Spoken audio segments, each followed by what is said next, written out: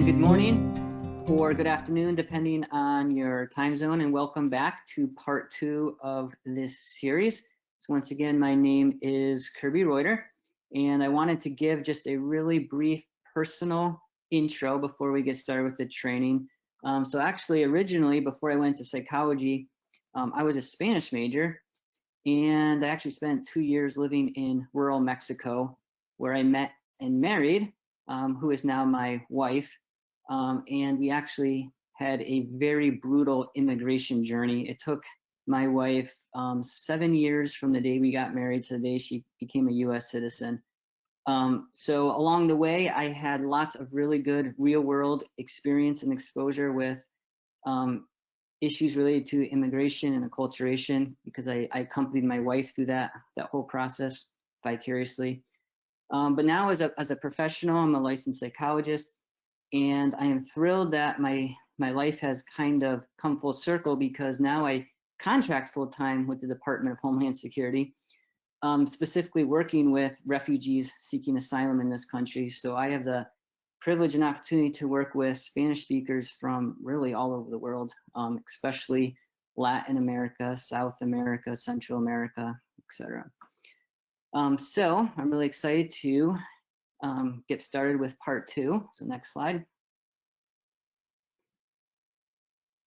So once again, we're going to talk about ways to adapt DBT specifically to the Hispanic and Latino population. In the first training, we pretty much did a quick overview of DBT in general. Today, we're going to talk about more specific applications in terms of making DBT more applicable to this population. Next slide. So once again, I love to network. If at any point you would like to follow up with me, I would be more than happy to engage. So there's plenty of ways to reach me here. Next slide. And if you would like more information on this topic, you are more than welcome to access this resource. It's basically a self-help trauma book for clients to accompany whatever you're helping them with in trauma treatment. Next slide. And this resource is a collection of handouts you can use if you're running DBT groups or teaching DBT in individual counseling. And we are currently working on a Spanish translation of this resource, so hopefully that will be available soon. Next slide. Okay, so I'd like to start off with a couple of relevant themes before we dive into the kind of the meat and potatoes of the training. So first of all, a point I made in the first training in the series before we started talking about DBT was that Latinos and Hispanics tend to somaticize emotional issues. So it's very common that Hispanic or Latino might show up to a general medical doctor instead of a mental health counselor or a social worker. And it's also very, very common that they might focus more on the physical manifestations rather than what's going on emotionally. So just keep that in mind as we go through the training. Next slide. Something else to be aware of is obviously language can be a major barrier when it comes to mental health treatment. And once again, that's also a theme I developed a lot more in a previous training. And one of the results of that is that there are very different outcomes based on whether someone is evaluated in English versus Spanish. And I can actually give you a personal example of that. So I have 3 little boys at home. Previously, when we lived in Ohio, a very small rural town in Ohio, all 3 of my boys were assessed before they went into kindergarten. And we were raising our kids in Spanish, we still are. And all 3 of our boys, when they were tested in English, obviously in this small rural town, they were all diagnosed with learning disorders. And all 3 were placed on IEPs by preschool before they were even in kindergarten. And of course, I knew exactly what was going on. Their vocabulary was fine. It was primarily in Spanish. And then what's fascinating is when we moved to Texas a few years ago, all 3 boys were reevaluated, and now none of them had a learning disorder. None of them had an IEP. In fact, one was transitioned from IEP to gifted and talented, right? It just goes to show what can happen when someone is not properly evaluated in their own native language.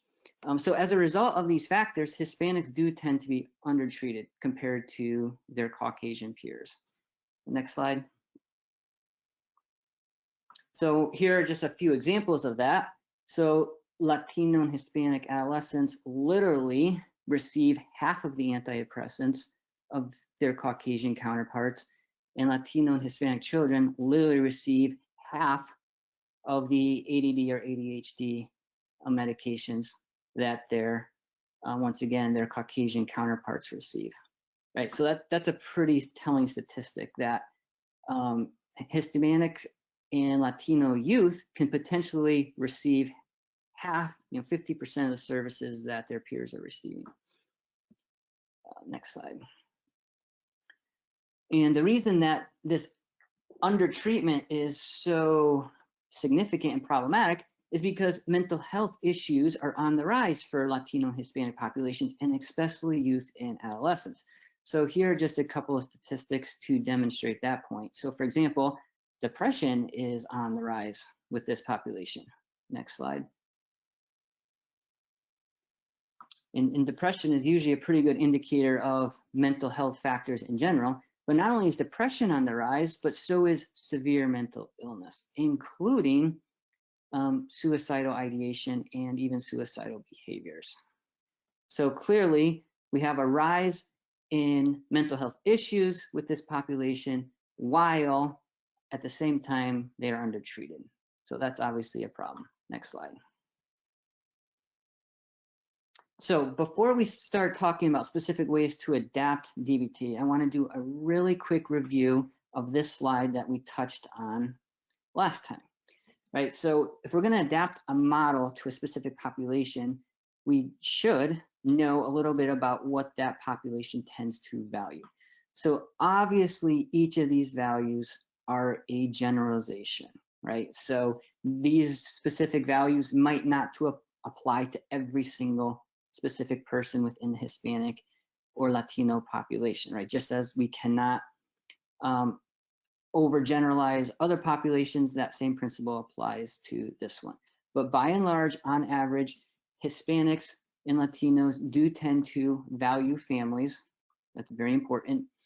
Hispanics and Latinos are also tend to be better at just accepting reality. A lot of times because there are institutional systemic barriers that are not easily overcome, right? So we have this idea of fatalism. It is what it is. It can't really be changed. I guess we just need to accept it. Another pretty common Hispanic or Latino value is deference or respect, especially towards people who are older or people who occupy positions of authority. Another cultural value you might come across are more traditional gender roles. And then another value you'll probably come across is this idea that relationships are really super important. So in mainstream, middle class, American culture, we tend to, a lot of times, if we need to step on someone in order to get ahead, right? Sometimes that's what the American dream requires, so to speak, right? That's a typical value that we might have in mainstream American culture. But among Latinos and Hispanics, relationships are really important, right? More important than personal ambition. Okay, so keep these themes in mind. So as we go through different specific DBT skills, I will show how we can adapt the skills in order to factor in these different cultural themes. Okay, next slide. So the very first reframe I would like to make is the following. So in in the first part of this DBT series, we defined DBT as dialectical behavioral therapy, because that's what it is, that's what it stands for. And we talked quite a bit about dialectics and what that means. But really, just the phrase itself, dialectical behavioral therapy, that's not how normal people talk even in English. And so one of the first things I do, even when I'm working with English-speaking populations, is I rephrase DBT. And I simply call it developing balance therapy, right? If you think about it, if you strip away all of the fancy philosophy terminology, that's what we're talking about, right? Dialectics is all about coming more to the middle, letting go of the extremes, right? So by rephrasing and reframing DBT with kind of my own homespun acronym here, that also lends itself well to translating this concept into other languages. So for example, if you're trying to teach a Spanish-speaking client the essence of DBT, you can simply explain, well, this es terapia para desarrollar balance, right? The same way you could explain it in English. It's just a therapy technique to help you develop better balance. Next slide.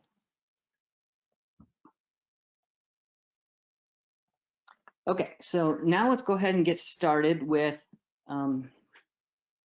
the first of 4 different skill sets we'll talk about. And this first one is distress tolerance. So once again, if you're going to try to explain this to a Spanish-speaking client, you can simply say, "Estas son técnicas para manejar el estrés," right? Basically the same way you would explain that in English, right? We're going to learn some skills, some techniques to better manage stress. Next slide. Okay, so distress tolerance, in essence, from a DBT perspective, is all about teaching clients to survive the moment without making it even worse, right? So there's a couple points I want to make about that. So first of all, distress tolerance really is about the moment, right? It's about helping clients cope in the moment. In other words, these are all short-term coping strategies. DBT has plenty of long-term lifestyle changes, which we'll talk about more when we get to emotion regulation and interpersonal effectiveness. But distress tolerance really is about simply coping in the moment. And it's specifically helping clients survive that moment without making things even worse. In other words, distress tolerance isn't necessarily about making things better, right? Yet. Other aspects of DBT deal with that. But the reality is you can't help someone make things better while they are still actively engaged in making things even worse, right? That's why distress tolerance is kind of the starting point here. We need to help them stop making things even worse before we can help them learn other lifestyle changes. So you can kind of think of distress tolerance as harm reduction, as containment. Another way of, and by the way, if you want to explain that concept in Spanish, it's simple as técnicas para sobrevivir un momento sin hacerlo aún peor. Another way of thinking of distress tolerance is learning to turn unbearable pain into bearable pain. In other words, we're not going to take away our client's pain. We can't do that. That's inevitable. But what we're helping them do is transform their pain, make their pain a little easier to deal with. Right. So once again, if you want to explain this in Spanish, you could say something like, vamos a aprender técnicas para transformar dolor insoportable en dolor más manejable. Something like that. Okay, next slide. So the essence of distress tolerance is we're going to help our clients take all of these types of behaviors that are making things even worse, right? So behaviors that are impulsive, self-injurious, addictive, maybe even suicidal. In other words, all of these things that are just feeding even more into a crisis orientation. So in other words, all of these coping skills that are maladaptive, we're going to replace them with coping skills that are more effective. Next slide. And there are many distress tolerance skills we could talk about. In fact, we could talk about this for hours. We could talk about this for probably the rest of the day. But we're only going to talk about one, just for the sake of time. So because there are so many different distress tolerance skills, what I've done is I've kind of broken them into three broad categories. So some distress tolerance skills are about what I call a coping mindset, right? How to do a better job of coping right in your own mind. Some distress tolerance skills are about coping postures. In other words, how you can use your own body as a way to cope. And then finally, there's all of these different specific activities you can do to cope in the moment. And those are what I call coping skills. So for today, we're simply going to talk about one skill, and we're going to talk about a coping mindset. And as we talk about the coping mindset, you're going to see why I selected that one. Okay, so next slide. Okay, so like I mentioned, there's many coping mindsets, postures, and skills we could talk about. We're simply going to talk about one specific coping mindset. And the one I selected is a very well-known DBT skill called radical acceptance. So this can be a very difficult term to understand and explain to clients. In fact, it can be difficult for us as therapists to wrap our mind around this. So let's start off with a very simple lay definition, and then we'll kind of expand from there. So at its core, radical acceptance is all about learning to see things just how they are, right? Not more, not less, not better, not worse. So remember, someone with a history of invalidation, right, especially someone with full-fledged borderline personality disorder, tends to think and operate at the extremes. So radical acceptance is all about learning to see things just how they are. Okay, so next slide. So if that's all there were to radical acceptance, that would be a pretty easy concept, but it's a little more tricky than that.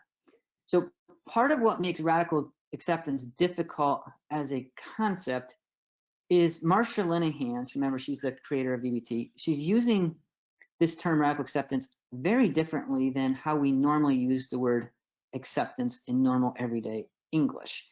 So when we normally use the word accept, usually what we imply is that you're accepting something you already like, right? So for example, if I give you a gift or give you a promotion or whatever, and you accept it, you're kind of implying that, yes, you wanted that. Or if I share some kind of, let's say, a political opinion, and you say, yeah, I can accept that, what you're implying is that you agree with it. Well, radical acceptance actually means the complete opposite. So radical acceptance means that you accept something that you emphatically do not like, right? That's what makes it radical. But that's also what makes it confusing, because it's different than how we normally use that term. So radical acceptance does not mean that you approve of or agree with something. However, it does mean that you're willing to acknowledge it and embrace it anyway. So in other words, radical acceptance does not mean you like something, but it does mean that you're going to deal with it anyway. You're going to face it and deal with it. So if a client is struggling to grasp that concept, a simple analogy you can use is to ask, so is it possible to physically hug someone that you do not like? So of course that's possible. In fact, it happens at every single family reunion, right? We hug people that we don't necessarily like. So if it's possible to physically embrace something you don't like, then it's also possible to do that emotionally, right? It is possible to emotionally embrace something that we don't like. However, another point to keep in mind is radical acceptance does not mean to condone something that's wrong, right? So radical acceptance is the opposite of denial, right? A lot of times when we use the word accept, once again, in normal everyday English, we're kind of implying that, yeah, I'm just gonna let it slide. I'm gonna look the other way, sweep it under the rug. That's not what radical acceptance is, right? Radical acceptance is calling a spade, right? it's calling abuse abuse. It's realizing this is wrong, this shouldn't be happening, right? It's the complete opposite of denial. So in other words, you can think of radical acceptance as helping a client strip away all of their defense mechanisms that are getting in the way of dealing with the problem, right? And as we know, stripping away defense mechanisms, that can be a really painful process. And as we also know, you never strip away someone's defense mechanisms if you don't replace it with some other kind of structure and other coping skills, right? And that's where DBT comes in. So something else to keep in mind is radical acceptance is active, right? It's not passive. Radical acceptance is not about learned helplessness. Radical acceptance is taking action when you can take action. And then there's two other kind of these quasi equations that really help further unpack this term of radical acceptance. So, and these are very, very common. You'll see these a lot within DBT circles. So the first equation basically says pain plus radical acceptance leads to healing, whereas pain without radical acceptance leads to suffering. So what does that mean? Well, first of all, if you look at both those equations, what's the given? It's pain, right? Pain is not up for negotiation, right? Pain is just a basic fact of life. But when there's something painful, but we can radically accept it, well, now we can deal with it. And that tends to lead to healing. And you can use all kinds of physical or medical examples to help your clients understand this concept, right? If something is physically wrong with your body, but you recognize it, you recognize the symptoms, and therefore now you can go to the doctor and receive treatment, well, now you're on the path towards healing. Whereas on the other hand, if there's something painful in your life and you just don't deal with it, or can't accept it, or just pretend it's not that big of a deal, well, chances are that difficult situation will just get worse and worse.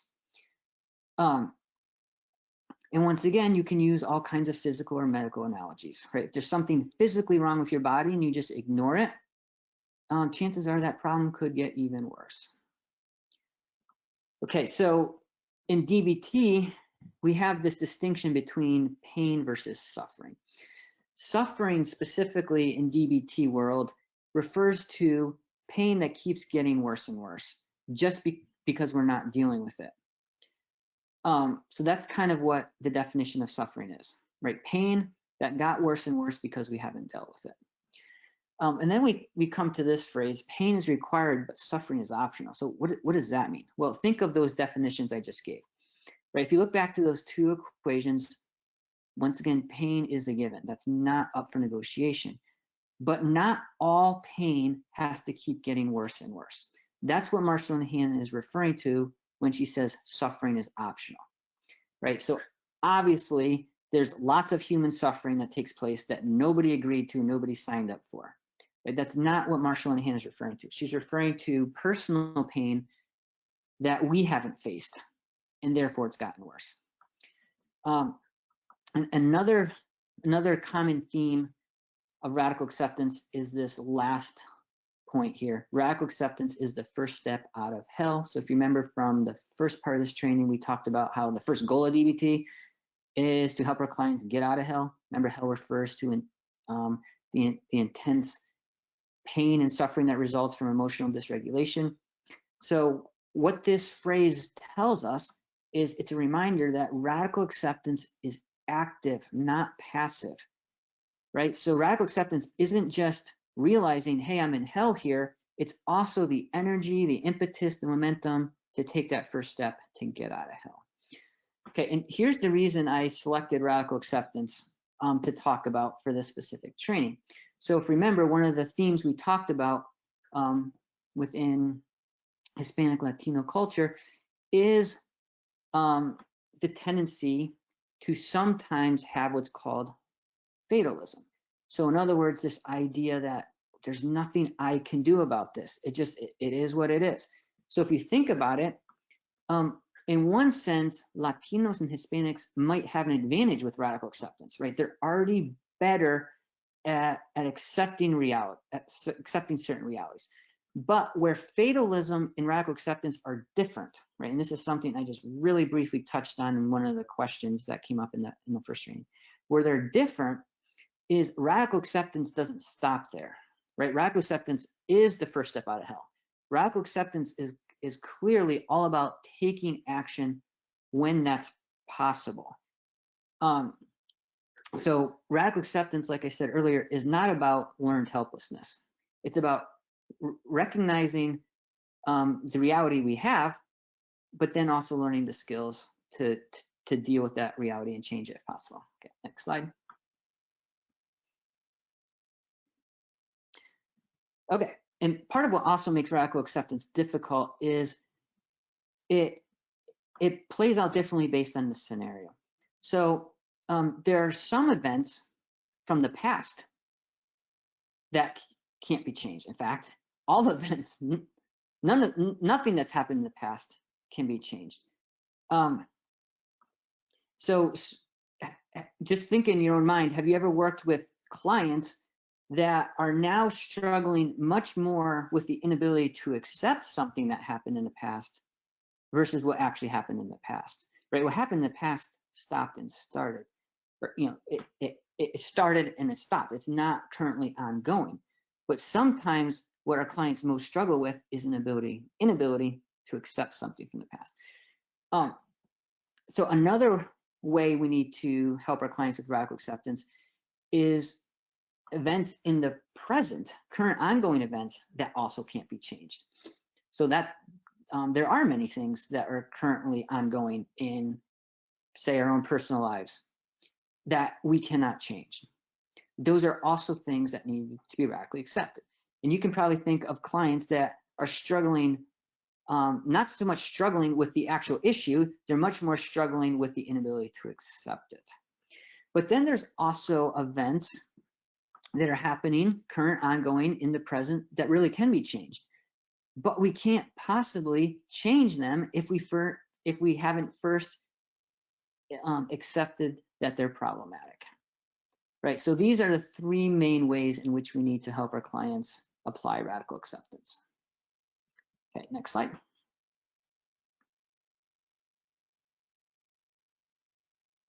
Okay, and here's why radical acceptance is so important.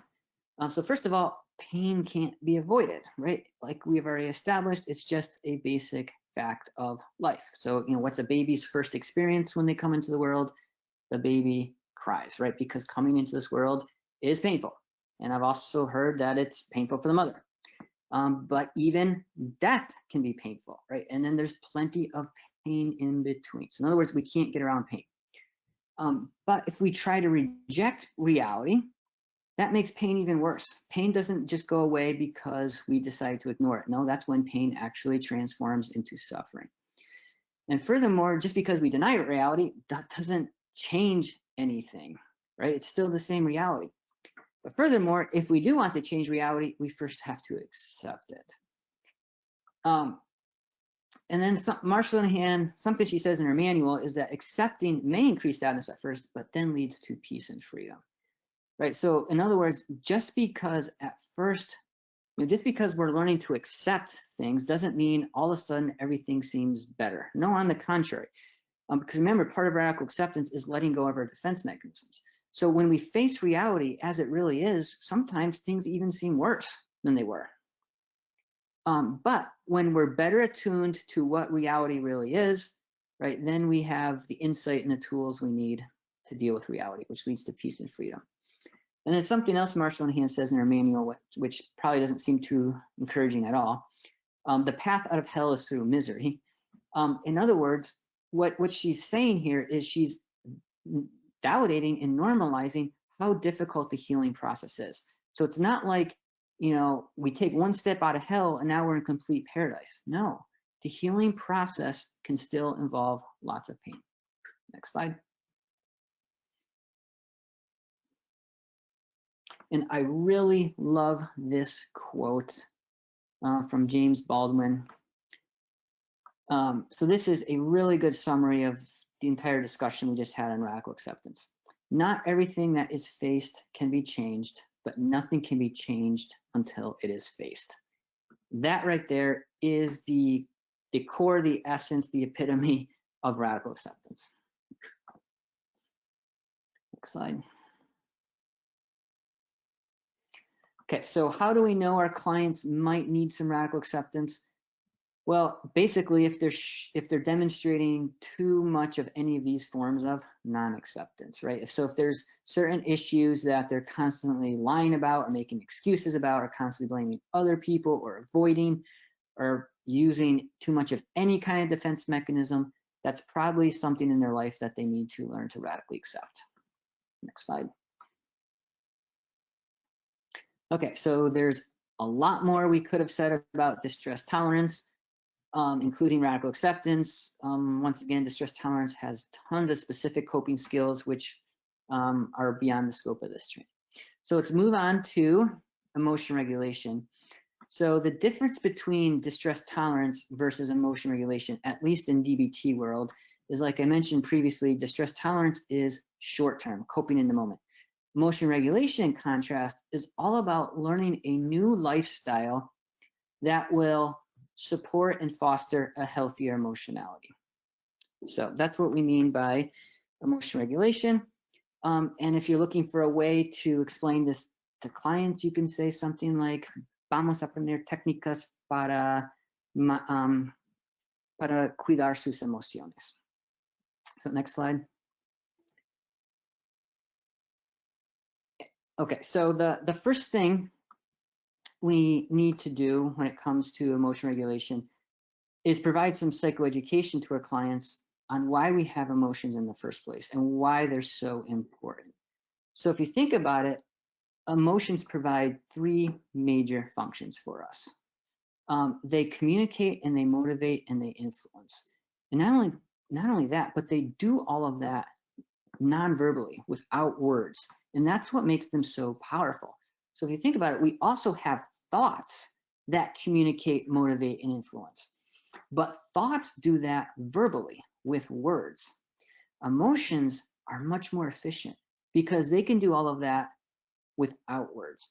And not only do emotions communicate, motivate, influence ourselves, they also do that to other people, right? So if you think about it, would a baby even survive without emotions?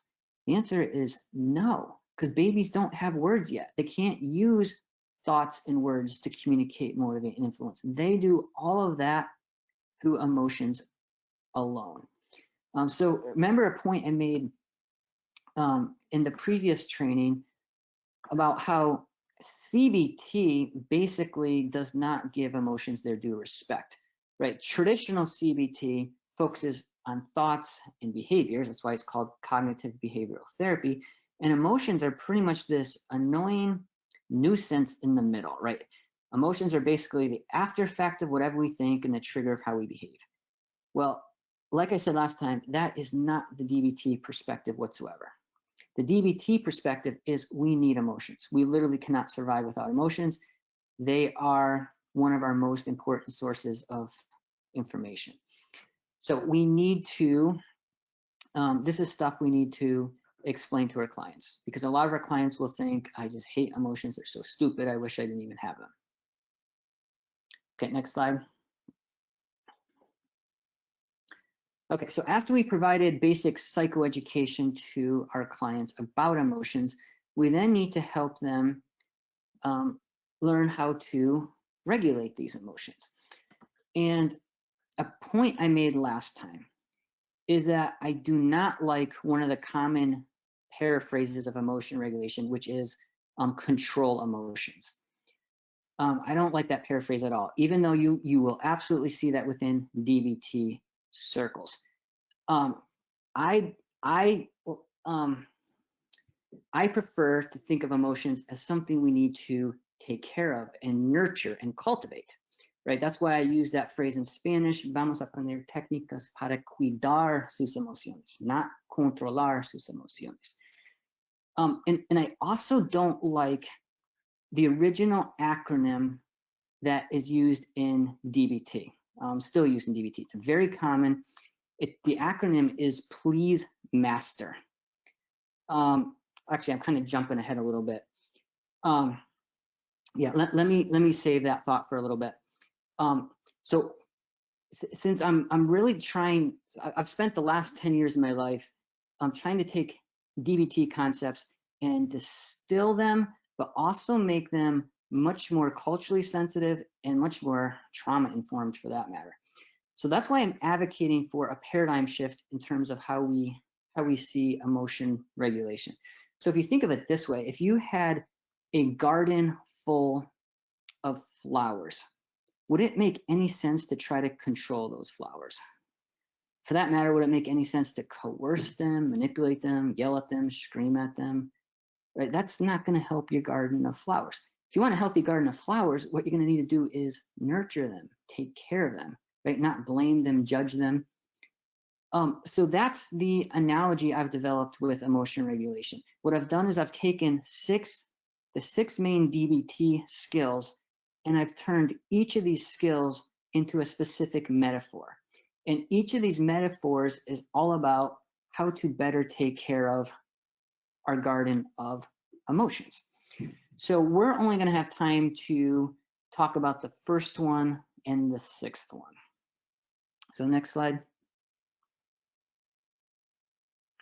Okay, so this first skill is all about how to better take care of your body as a way of better taking care of your emotions. So as we all know, there's a very obvious mind-body connection. And if we're working with a client that is emotionally dysregulated, but their entire physiological system is also dysregulated, we can't really hardly even make a dent in helping them regulate their emotions, right? When their body is still out of whack. It's not going to work. So the first step in emotion regulation is teaching our clients to take much better care of their actual physical bodies. And this is where the original Please Master acronym comes in. The Please Master acronym in DBT is all about specific ways of taking care of your body. And the reason I have never liked that acronym, and I still don't, and especially in this current age we're in. So think of post George Floyd. The phrase "please master" should sound awful to you. It does to me. To me, it shocks me that a model, and I'm going to be stepping on some toes here. I'm very aware of that. But a model that's designed to be a treatment model, specifically for people who've been invalidated, why would you come up with an acronym that sounds so colonial, if not reminiscent of slavery, right? And even linguistically, the acronym Please Master is a stretch. So I don't like it at all. So what I've done is to make DBT much more culturally sensitive and trauma informed. I've just come up with my own acronym. And to be honest, I've done that throughout DBT. I've done this with many of the skills, come up with my own acronyms. So with this acronym SEEDS, not only does this sound much better, but this is a simple, succinct way we can help clients take better care of their bodies. And you see how this goes along with the garden analogy, right? We're going to help clients plant the seeds of a healthier life. How? First of all, by taking care of their bodies. So if a client has physical symptoms that aren't being dealt with, that is going to cause emotional turmoil, right? If a client has absolutely no way of ever getting physical exercise, or if their eating habits are completely out of whack, or if they're hardly sleeping, or if they have all the wrong substances in their body, right? All of these things are going to further drive emotional dysregulation. That's why we need to help our clients bring some order to each of these areas of their life. So help clients set up a simple exercise routine, for example. It doesn't mean they have to be running marathons every other day, right? Help our clients with mindful eating or balanced eating. If our clients do have any untreated physical symptoms, make the referrals. So for each of these, you're not necessarily providing all these interventions yourself. If one of these areas lies outside of your area of expertise, then you simply refer, right? So make sure your clients have the substances in their bodies that they should have, right? Not the Xanax, Ritalin, vodka, meth cocktail that their neighbor has going, right? The right substance at the right dose that's prescribed. So I know in my case, if just one of these things is out of whack, I'm out of whack, right? It does not take me much to get out of whack. But think of some of our clients, all of these things are out of whack, right? That's why, once again, the first step in emotion regulation is planting the right seeds by helping clients take care of their bodies. Okay, next slide. So now we're going to jump all the way to the last skill. And I realize we just skipped a bunch of skills. But once we've helped clients plant the right seeds, and we've helped them in many other ways to take care of this garden of emotions, something else we need to help our clients do is fertilize this garden of emotions on a daily basis. And here are 3 ways of doing this. So something we can help our clients do is every single day, schedule something positive. So in other words, don't just wait for something positive to happen. No, make sure something positive happens. Every single day, schedule it. Put it on your agenda, put it on your planner. And then something else we can help our clients do on a daily basis, right? And that's the key to these 3 skills. These are 3 things clients need to be doing every single day, right? This garden of emotions needs daily maintenance, daily fertilizing. So the second thing is help our clients build a sense of mastery. So what does that mean? That means every single day, your clients need to be doing something that fosters a sense of confidence or competence, right? In other words, every single day they need to be doing something that they're good at, that helps them feel productive or constructive. In other words, what we're doing with building mastery is we're helping clients also develop a sense of self-efficacy. So in a previous training, I talked quite a bit about learned helplessness. Building mastery is helping our clients learn to be their own agent of change. And then something else we need to help our clients learn to do on a daily basis is don't just wait for the next crisis to happen. No, cope ahead of time, right? In other words, develop a lifestyle in which you are coping on a daily basis. In other words, your coping skills are now your new normal. It's just how you do life, right? It's just part of your routine. And then when you really are triggered by something, well, then you cope even more. But the idea is don't wait till the next crisis before you start doing some coping. Make a habit, a lifestyle of coping. Okay, so those are the 3 ways to fertilize from DBT. And once again, I'm the one that came up with this whole garden analogy throughout. Next slide. But in order to make DBT more culturally sensitive, I've added a D. I think this D is very important. So especially if you're working with a client that has a religious or spiritual framework, but really all clients on a daily basis, they need to be doing something that's personally meaningful to them. Because remember, the whole point of DBT, I mentioned this in the previous training, right? The first goal is to get clients out of hell. The second goal is to help them stay out of hell. But the third goal is to build a life worth living. In other words, every single day, our clients need to check in with their value system and do something that's personally meaningful for them.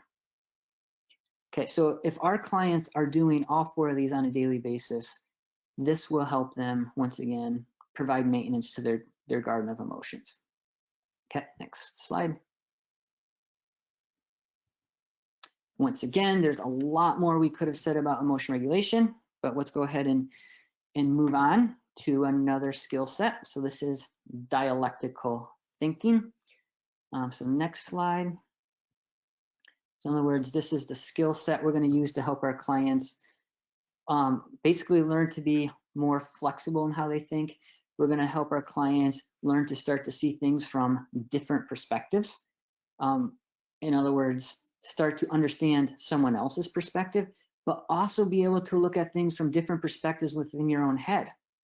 Right? The original thought you have, our first impression, isn't necessarily gospel truth. Maybe we need to look at things from this angle and that angle and a few other angles.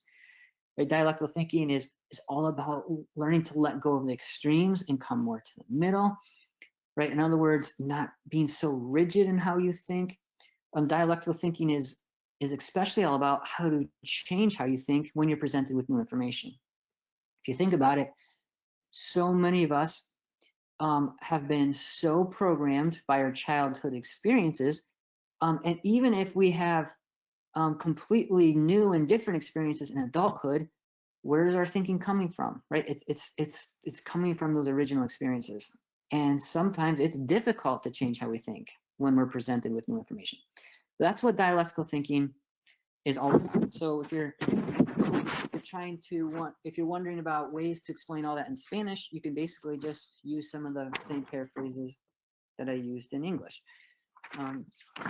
You can say things like, vamos a aprender técnicas para tener pensamientos más balanceados, más flexibles, técnicas para poder tener diferentes perspectivas, técnicas para cambiar su manera de pensar, so, etc.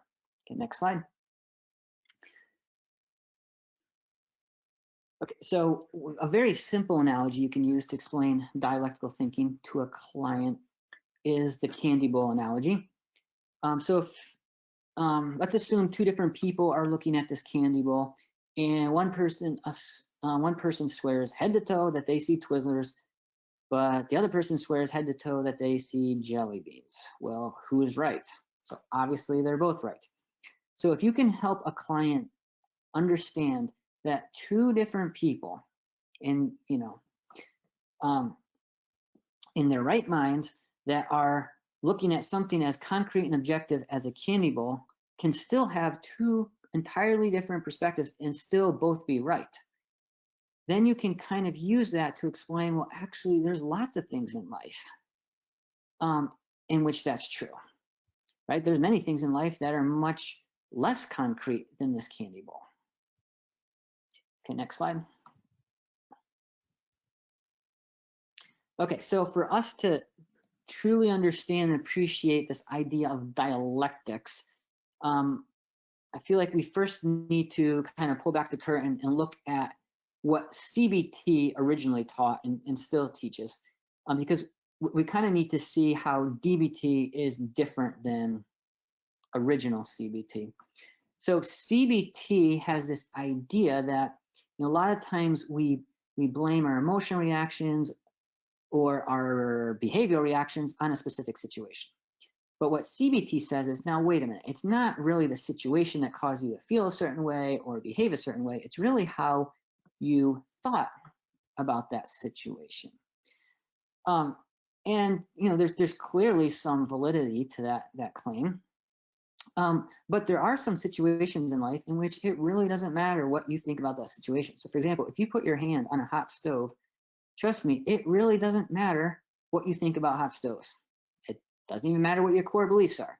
You will have a very intense emotional and physical reaction to that situation. So CBT acknowledges that, but what CBT says is, well, fine. But at least for most things in life, how we think about things really does influence or mediate our emotions and behaviors. Okay, so far so good, I guess. But here's where that breaks down even further. What if you've been traumatized? And now what if the situation is a trauma reminder? In that case, a trauma reminder will directly and automatically trigger intense emotional and physiological reactions. In fact, that's one of the symptoms of PTSD, right? By definition, if you've been traumatized, you will have intense psychological and physiological reactions to trauma reminders. In other words, it doesn't matter what you think about that trauma reminder. You will have those reactions regardless. So can you see what would happen if you're trying to use a heavy-handed CBT approach with someone that's been traumatized? You're basically trying to convince them that's all in your head, change how you think. Okay, do you see how invalidating that message is? Not to mention completely inaccurate. So next slide. So then CBT also goes a step further, and CBT basically says, once we have this basic sequence of thoughts, feelings, behaviors, a lot of times it doesn't even matter what the situation is anymore, because this becomes a self-fulfilling prophecy, right? Our thoughts drive our feelings influence our behaviors, but then our behaviors reinforce what we believed all along, and then we just go round and round the mulberry bush here. Something else, another point I want to make about the CBT model is, since we do have this sequence of thoughts, feelings, and behaviors in that order, where are you going to intervene? Well, we tend to intervene at the level of thoughts. Why? Because according to the CBT model, that's what starts off the process. So that's why CBT has this idea of thinking errors, right? CBT doesn't have this idea of feeling errors or behavioral errors. No, it's all about thinking errors. The reason for that is if our thoughts are out of whack, then our feelings will be out of whack and our behaviors will be out of whack too, right? That's why CBT emphasizes focusing on mostly thoughts. Okay, next slide. So do thoughts influence feelings? Do feelings influence behaviors? Well, of course, I don't think anyone's going to dispute that. But the problem with the original CBT model is it's grossly oversimplified, because the reality is all three affect all three at all times. In point of fact, what we now know neurologically is that feelings affect thoughts much more than thoughts affect feelings. So it kind of turns original CBT on its head. Okay, next slide. So DBT acknowledges that thoughts, emotions, and actions all mutually influence each other. So in DBT world, we don't have to deal with that specific sequence of thoughts, feelings, behaviors only in that order. So DBT gives us more flexibility. DBT basically says intervene at whatever levels is going to make the most sense. So does DBT acknowledge the reality that sometimes our thinking can get out of whack? Of course it does. So that's why DBT also gives us tools to deal with that. So next slide. So I'm going to teach you an extremely simple skill to help your clients learn to think more dialectically. And as you're going to see as I explain this, this is so much easier and simpler to use than the original CBT approach. Because the point I made last time is if a client has a problematic belief or an inaccurate attribution style, or pick your terminology, the CBT way of dealing with that is to challenge it, to confront it, to refute it, dispute it, point out how it doesn't make any sense, it's illogical, it's irrational, etc. So a point we already made is that approach will be much too invalidating for someone that already has a history of invalidation, right? So we're not going to do that. Instead, we're going to work with their grain, not against their grain. So a point I also made last time is someone with a chronic history of invalidation tends to think and operate at the extremes. So if we already know that about how the person is wired, well, fine, let's work with that tendency, not against it. So this is how it works. We help the client identify some kind of problematic thought, and it doesn't take a ton of psychoanalysis to do that. Basically, whatever's coming out of their mouth is usually a pretty good indicator of what they're thinking. So once we've identified their thought, we then help them come up with the complete opposite of that thought. And usually, the more you can embellish that, exaggerate it, the more you can make that opposite thought just seem absolutely ludicrous, the better. And the reason for that is a lot of times clients don't notice how much they're embellishing their original thought. But when you can embellish the opposite thought, they'll know exactly what you're doing. And you can even point that out, like, wow, you were really good at noticing how much I exaggerated the opposite thought, right? Then you can say, I wonder if maybe you've done some of that to your original thought.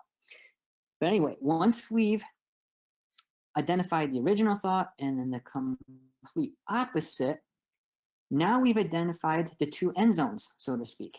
Right now that we have the two extremes, we have all of this area to work with in the middle to come up with something that is just in the middle of those two extremes. And so not at first when you're teaching this skill to a client, they might need some help to come up with a middle thought. They might not even be able to do that on their own, especially if their thinking is really polarized. So initially, you might have to be the one to kind of help them come up with a middle thought. But over time, you want to get to the point where your client can come up with a middle thought on their own. Here's the reason. They are much more likely to believe a middle thought that they came up with than something that you did. So even if they tell you, well, here's the middle thought I came up with, but I don't really believe it, that's fine, because if they were the ones that came up with the middle thought, those words came from their head. So part of them does believe it. And even if they don't fully believe the middle thought, at least there's some competition now, right? It's not just the original thought. There's another middle thought that's circulating.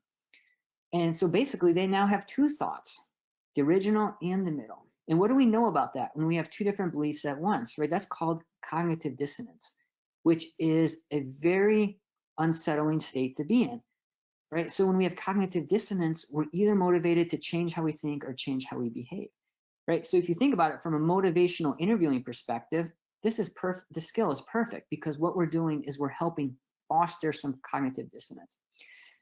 All right, so let me just give you a couple of really quick examples of what I mean by this skill.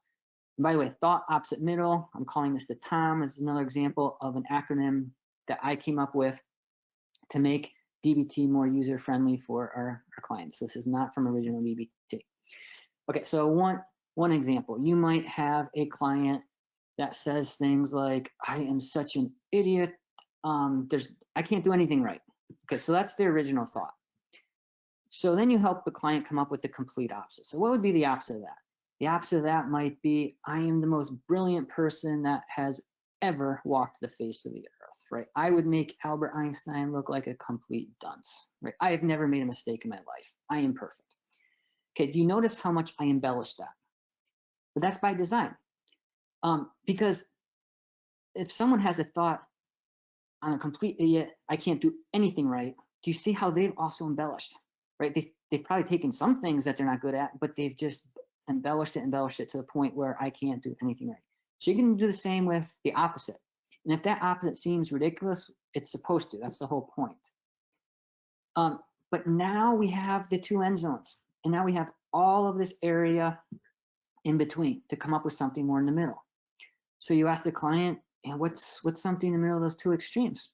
And the client might say something like, okay, fine, there are some things that I'm pretty decent at, but there's other things I absolutely stink at. Well, fine, that's a balanced thought, right? We all have things that we're good at, and we all have things that we're not good at. That's just life. That's being human. So the middle thought is not la la land, right? That's the opposite thought. The middle thought is just more realistic, right? So sometimes your clients might say something like, oh, you just want me to do this positive thinking crap. So when that comes up, I say, no, I don't. You're the one doing negative thinking crap. The opposite would be positive thinking crap. Middle is simply middle thinking crap, right? Life can be difficult enough as it is, right? Without making it even more difficult. And so just because the client has this middle thought, like I said earlier, doesn't mean now they automatically believe it 100%. But they don't have to, because you have just helped them plant that seed, right? Going back to that analogy. And here's the irony. The more they wrestle with that middle thought, and the more they say, I don't know if I believe this or not, guess what? The more they're thinking about it, and the more they're reinforcing it. That's why it's not my job to convince them of the middle thought. It's my job to simply help them identify it. And sometimes the middle thought the client comes up with isn't as close to dead center as you would like. That's fine. Because remember, the whole point of this is dialectical thinking. If we can help the client come up with any other thought that's a little more neutral than the original thought, that's already dialectical thinking, which is the whole point. Okay, next slide.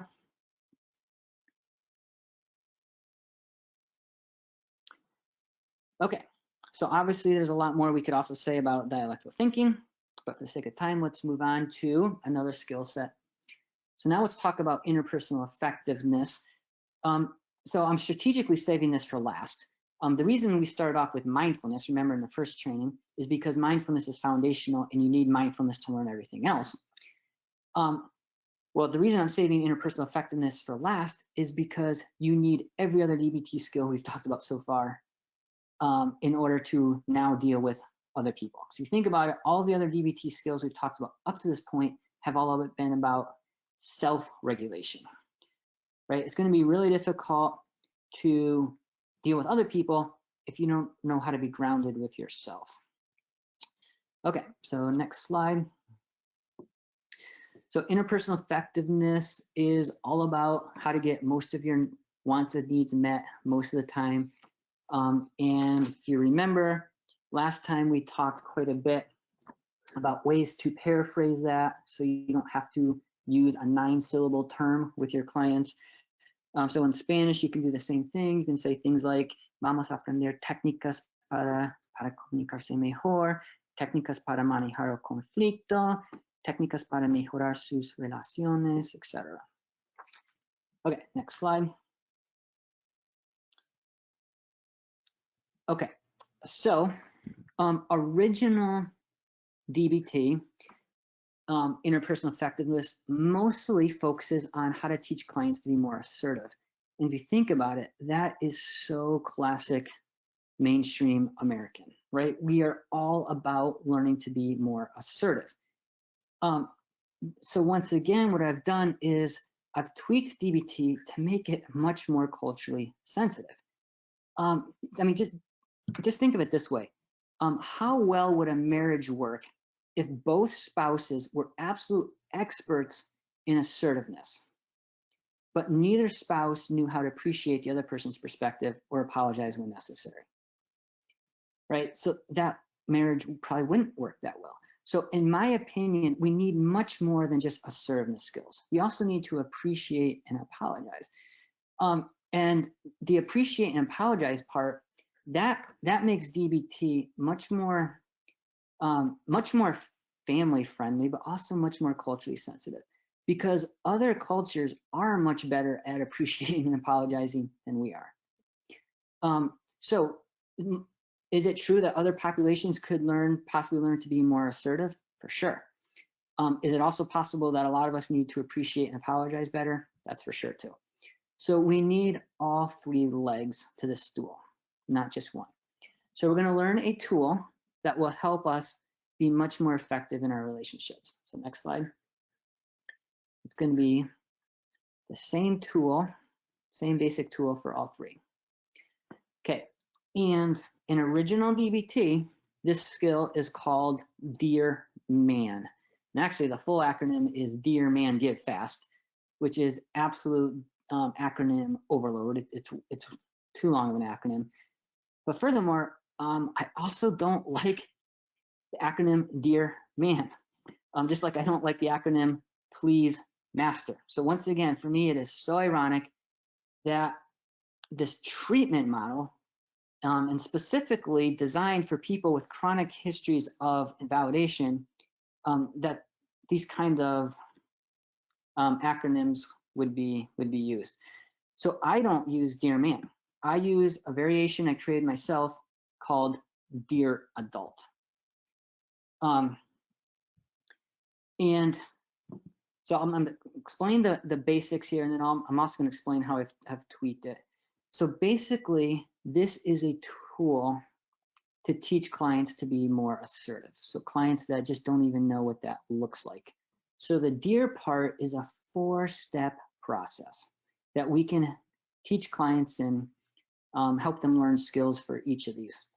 So describe is the first thing a client needs to do whenever there's a difficult conversation they need to have. So maybe they need to correct someone or challenge someone. So the first thing they need to do is simply describe the facts, right? So exactly what happened, X, Y, Z, right? Just the facts. You're not blaming, you're not accusing, you're not judging. You're simply stating what happened. And in fact, when you're describing a situation, it's often best if you can avoid dropping the you bomb whenever possible. Because if you're describing a situation, but every other sentence starts off with you, right? That's going to come across as accusatory, and the other person is just going to become defensive and counterattack. So whenever possible, try to describe in general terms. It's something that can be really helpful is to describe using collective pronouns. So we, our, us, right? Instead of personal pronouns. So after you've described the facts, the next thing you do is express how you feel about those facts.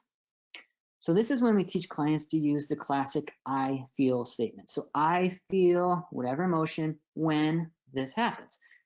So once again, you're not judging, you're not blaming, you're not accusing. And once again, whenever possible, try to avoid dropping the you bomb.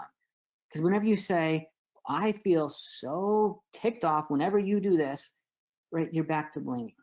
The express is all about learning to take ownership of your own emotions. Okay. And after you've learned to express appropriately, the next thing you teach a client to do is now assert. And you'll probably have to teach them, specific strategies on how to do this. And there actually is really good research out there on what it takes to be assertive and how to come across as assertive. So I'll save that for another training sometime. And then the last thing you want to do is teach. So once you've helped the client describe, express, and assert, the last thing you need to do is reinforce. So what do we mean by that? Well, there's two things you want to reinforce. One, you want to reinforce the request you just made, but you also want to reinforce the relationship itself.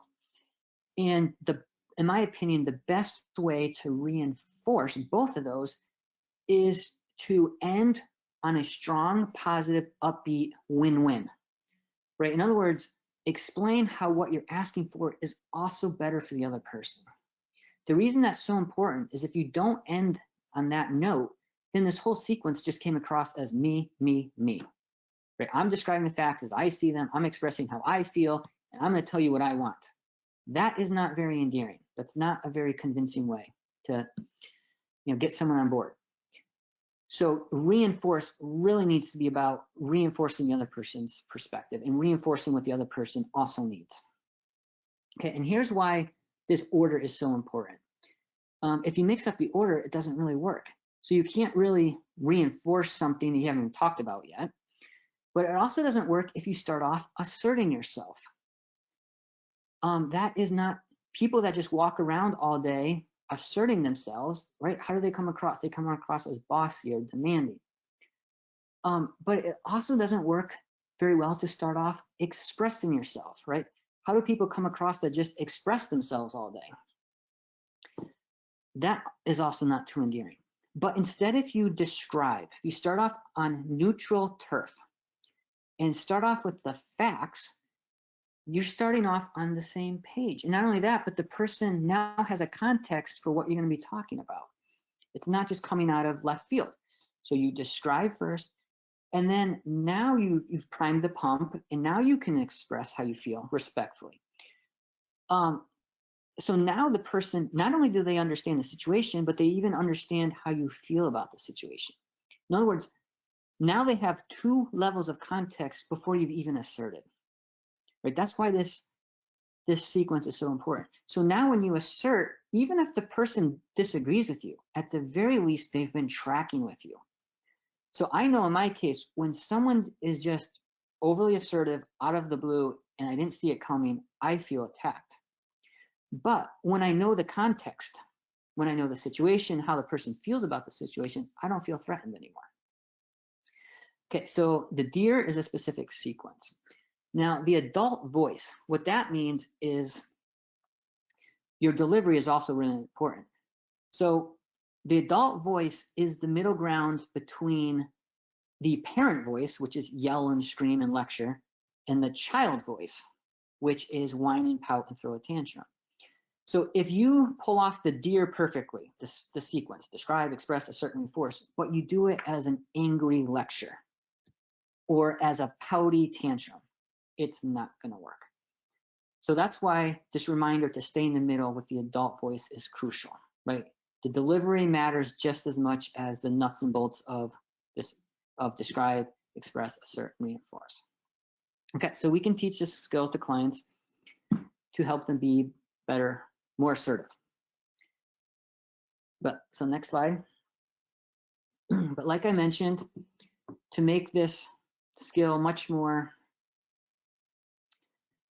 culturally sensitive and just more user-friendly across the board, you can also use the same skill to help clients better appreciate someone else's perspective. So for example, whenever I do marriage counseling, which I actually try to avoid at all costs, but when I do, I don't want both spouses to become absolute experts in asserting, and that's it, like I already mentioned. So after one client has done a dear adult to assert, I want the next person to do a dear adult to appreciate before they do their own dear adult assert. So this is how it works. After the first person has expressed themselves, what the next person does is they describe what the other person just said. So summarize, paraphrase, and then empathize, right? So not only summarize what the other person said, but make sure that they're also understanding the other person's emotions. And from there, say something to appreciate the other person's perspective. And then from there, reinforce it even more. So what I tell clients is get to the point where you can articulate, if not advocate, for the other person's perspective even better than they just did, right? Not to one up them, obviously that's not the point, but to demonstrate that, yeah, I'm really tracking with you. I'm really attuned to what you're telling me. And now you're ready to do your own dear man assert. And not only that, the other person is ready to hear it. Right, so this is kind of a counterbalance to the original dear man assert. This also gives clients a tool to learn to appreciate what other people are saying. And then, next slide. You can also use this same basic framework to teach people effective ways to apologize, which is obviously a huge part of interpersonal effectiveness. And I don't know about some of you, but I've absolutely had many clients who have needed to learn this skill, right? It's not a skill that we always learn in our culture. So this is the acronym that's appropriate to use when you have to do some damage control. So describe what you did wrong. And then once again, empathize with the other person's perspective. Wow, you must have felt XYZ, disappointed, betrayed, upset. And then express some kind of verbal apology. But once again, the key here for all three of these skills is to reinforce. Because an apology only carries so much weight if we don't actually do something differently.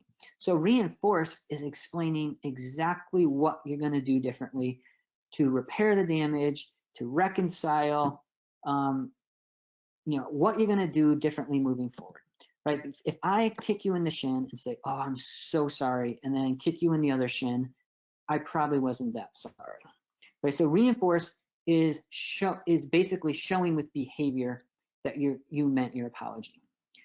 Once again, through all of these skills, the delivery is really important. We need to use the adult voice.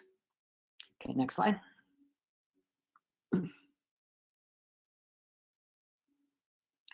Okay, and there's obviously way more we could have said about interpersonal effectiveness. I simply introduced one basic skill. So in the last few minutes of the training, I would like to circle back to the theme of mindfulness. That's something we talked about last time. Next slide. And really quickly, next slide. Okay, yeah. So really quickly, I'd like to cover a slide. Oh, sorry. Yeah, I'd like to cover a slide that we did not get to at the end of the training last time. So this Venn diagram that you see here is a classic DBT skill. But once again, I've kind of tweaked it to make it more trauma-informed and more culturally sensitive. So basically what this tool shows us is part of our mind does the thinking and part of our mind does the feeling. And as you can see, we need both. So the first thing we need to do with our clients with this skill is provide psychoeducation on what is a thought and what is a feeling. So you might be thinking, oh my goodness, who does not know that? Well, if you're thinking that, you might forget that the normal person does not go to school for 5 years or 10 years just to sit around all day and ponder thoughts and feelings, right? Trust me, that's not a normal thing to do. And if you think about it, even in normal everyday English, people confuse these terms all the time, right? You ask someone what they think and they'll tell you exactly how they feel about something. You ask someone how they feel about something and they'll tell you exactly what they believe, right? So we use these terms interchangeably. So we need to explain, well, in counseling, we actually mean different things by this. So a very simple analogy I use with some of my clients, especially when I'm working with adolescents, is I ask them, what's your favorite song? And after they tell me their favorite song, I ask them for the lyrics of that song. And after they tell me the lyrics of that song, I usually regret having asked for the lyrics of the song. But anyway, now that's out there, I say, okay, so your song has words running through it. We happen to call those words lyrics. Well, guess what? Your mind also has words running through it, right? We call those words thoughts. But then I ask them to explain the music of the song. So that's when they explain things like the beat and the rhythm and the vocals and instrumentals and harmony, pitch and all that. And then I explain, oh, so your song has words going through it, but it also has music going through it. That's so interesting. Well, guess what? Same with your mind. We don't just have words going through our mind. We also have music. And we happen to call that music emotions or feelings.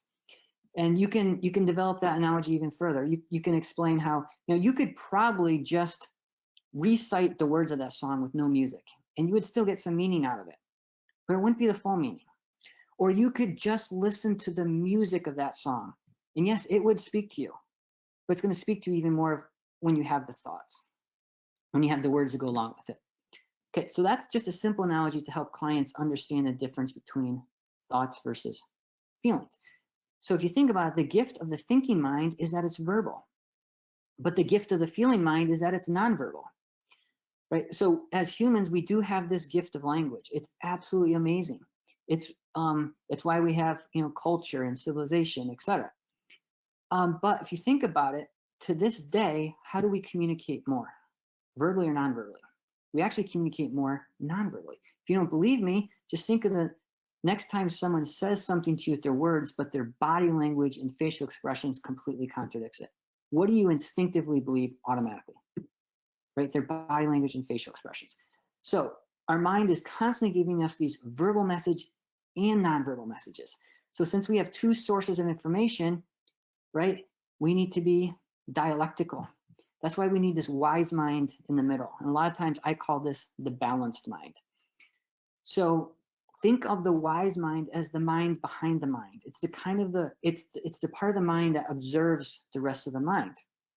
So if you think about it, for thousands of years, poets and philosophers and theologians and psychologists and many other groups of people have come up with different words for this phenomenon, such as soul or the spirit or the conscience or intuition.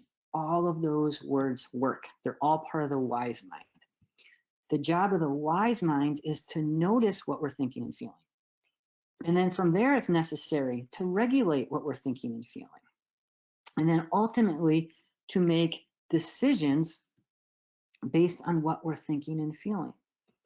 So nobody's wise mind is perfect, but a well-developed wise mind over time gets better and better at making good decisions by factoring in both verbal and nonverbal input. And a well-developed wise mind is flexible. A well-developed wise mind might decide sometimes to go with the thinking mind. That's fine, as long as it's coming from the wise mind. Or sometimes the wise mind might decide to go with the feeling mind. That is completely fine, as long as it's coming from the wise mind. Sometimes the wise mind will come up with a completely novel conclusion because something else the wise mind is tapping into is all prior experience. So a wise mind might consult with the thinking mind, consult with the feeling mind, but decide, you know what? I'm gonna do something else based on my prior experience. Okay, so every mindfulness exercise in DBT, the whole point of it is to get into that wise mind, to bolster that wise mind and strengthen it. Okay, so I just want to briefly explain how I've tweaked this. So in original DBT, Marcia Linehan doesn't use the word thinking mind. She used the word reason mind. And she uses the term emotional mind on the other side. The reason I don't like the term reasonable mind is because what does that imply about feelings? Well, therefore they must not be reasonable, right? That's a bias of our culture. And furthermore, are our thoughts always completely reasonable? No, of course not. Can our emotion mind get out of whack? Of course. But can our thinking mind also get out of whack? Just as much so. So that's why I call this thinking mind and feeling mind. It's a little more neutral in terms of the terminology there. And like I said, I also like to call the wise mind the balanced mind, because the balanced mind knows how to be dialectical, knows how to be flexible, knows how to navigate all kinds of other ways that we can get out of balance in life. Okay, so now let's just move on to the next slide as we wrap up.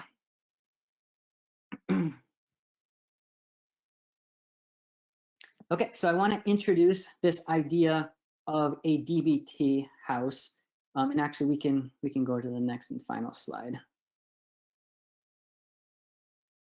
Okay, so this is a visual tool you can use to teach lots of different DBT skills and concepts to clients. I especially love doing this with kids. So I contract with a residential, and I've done this many times with the residents there. This brings together a lot of the DBT concepts we've talked about, but actually many more that we haven't talked about. So DBT has this idea of 4 basic stages of treatment. So the first stage is basically just rein in your general life chaos. So what are the major life issues that you need to work on? So that's level 1. From there, the next phase of DBT treatment is, so what are the emotional issues that you want to work on? So that's the second floor of the house. And the third floor is, what are the minor or everyday issues that you need to work on? That's the next floor. And then the upper floor is, so what are your goals? What are your dreams for the future? Remember, DBT is all about ultimately making your life worth living. And then you just fill out the rest of the house with all of these different details. So the billboard is, what are you proud of? The chimney is, how do you blow out steam? Door, what do you keep hidden from others? Walls, what supports you? Roof, what protects you? The foundation is, what are your values? And once you have this house complete, now your client has a really good visual of what DBT is all about, right? They have a framework to understand why they're learning all of these different skills. Okay, and I think that's it. I think that gives us 2 minutes for a question and a half.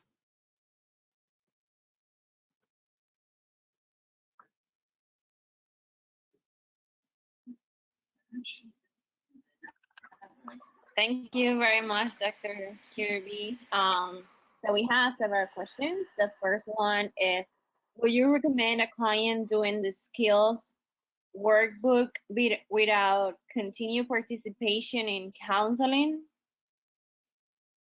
Yeah, some clients can go through the self-help workbook on their own and be fine, and others will need some coaching. So it really depends on how severe is the trauma work that you intend to do with them.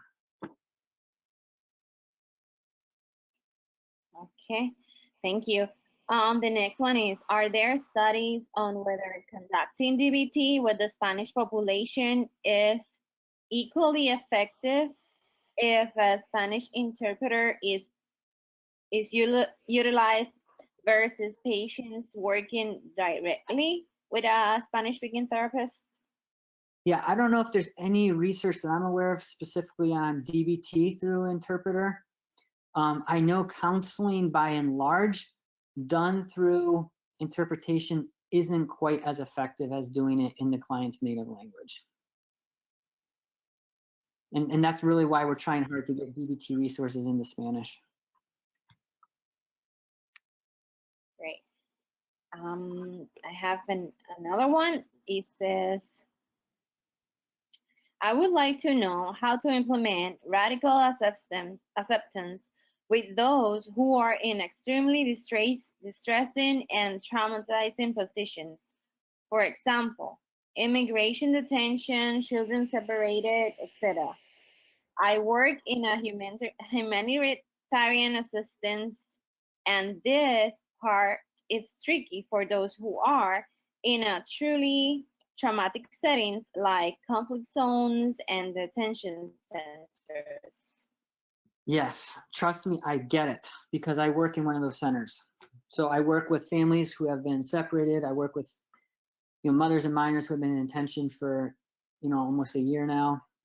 And so yeah, radical acceptance is a really tough skill to teach. And there's way more we could have said about it that I didn't, just for the sake of time.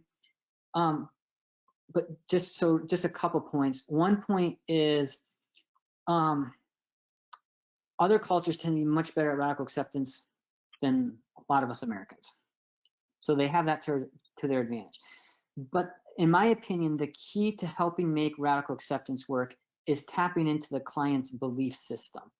So one of the DBT distress tolerance skills that we did not have time to talk about is the meaning skill, right? Meaning is all about finding purpose in suffering. And when we can do that, help clients figure out a purpose for why they're going through it, that makes radical acceptance a lot easier to apply and implement. In my opinion, radical acceptance without a meaning system is really difficult. Thank you very much, Doctor. Could you please provide an example on how we might manage fatalismo to get individuals closer to radical acceptance and away from helplessness? Yeah, so teaching clients about learned helplessness, but also teaching them to be advocates for themselves, helping clients figure out what they can't control and change versus what they can, and then teaching them to learn to operate within their sphere of influence. So especially if we're using the example of immigration, so helping clients realize that there are ways that they can speak up and directing them to appropriate channels for doing that. Thank you. The last question is, I'm curious how to best address racial, cultural privilege difference between clinician and client.